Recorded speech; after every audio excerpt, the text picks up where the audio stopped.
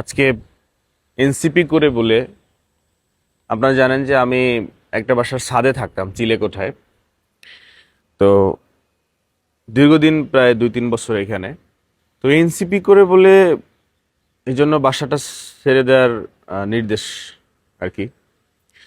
একটা বাড়িতে তো অনেকগুলো মালিক থাকে, একটা পক্ষ একটা না, 2-3টা পক্ষ আর কি খুব নানানভাবে ডিস্টার্ব করতেছে। আবার যারা ডিস্টার্ব করতেছে তাদের ভিতরে একজন আবার সরকারি দলের উপরের কোনো কর্মকর্তার সাথে আছে। তো তার ভাতিজা না কিরকম যেন আর কি। তো ওই পাওয়ারটাও আছে সরকারি দলে থাকলে, যেটা হয় আর কি, পাওয়ার না দেখালেও পাওয়ার আইসা পড়ে।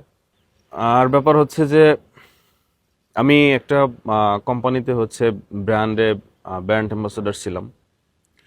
একদম মানে 300 টাকার স্ট্যাম্পে সাইন করা 1 বছরের জন্য চুক্তিবদ্ধ ছিলাম। তো মানে 2 দিনের রাজনীতিতে 2 ত্যাগ, বিষয়টা এরকম। বাসা ছাড়ার নির্দেশের একটা ত্যাগ।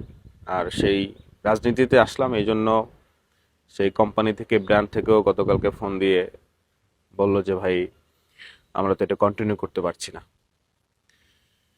তো ওই মানে ব্র্যান্ড থেকে যেই আমি মানে আমার স্যালারিটা পেতাম, ভালো একটা স্যালারি পেতাম। এবং এমনও ব্যাপারটা হয়ে গেছে যে এখন তো ফেসবুক ইনকাম কম, মানে এই মাসে আমি যে ফেসবুক থেকে ইনকাম পেলাম এটার চেয়েও ওই স্যালারিটা আমার বড় ছিল, বেশি ছিল। সরকারি দলের সাকিব আল হাসান সরকারি দলের লোক ছিল না, অনেক কোম্পানির ব্র্যান্ড অ্যাম্বাসেডর ছিল, সে প্রমোশন করতে পারছে। আসলে সরকারি দলে থাকতে পারলে অনেক সুবিধা আছে, অনেক লাভ আছে।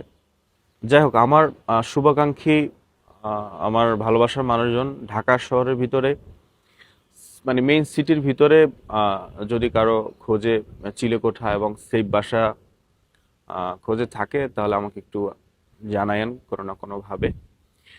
চিলেকোঠাটা হয় কি জন্য যে আমি তো ভিডিও করি, তো ছাদটা পেলে ভিডিওটা করতে একটু সহজ হয়। রুমে বসে আর কত ভিডিও করা যায়। আমার কাছে মনে হয় আমি ভালো ছেলে, মদ গাঁজা সিগারেট কিছুই খাই না, তো ছাদ পাইলে ওরকম সুযোগ সুবিধা নাই।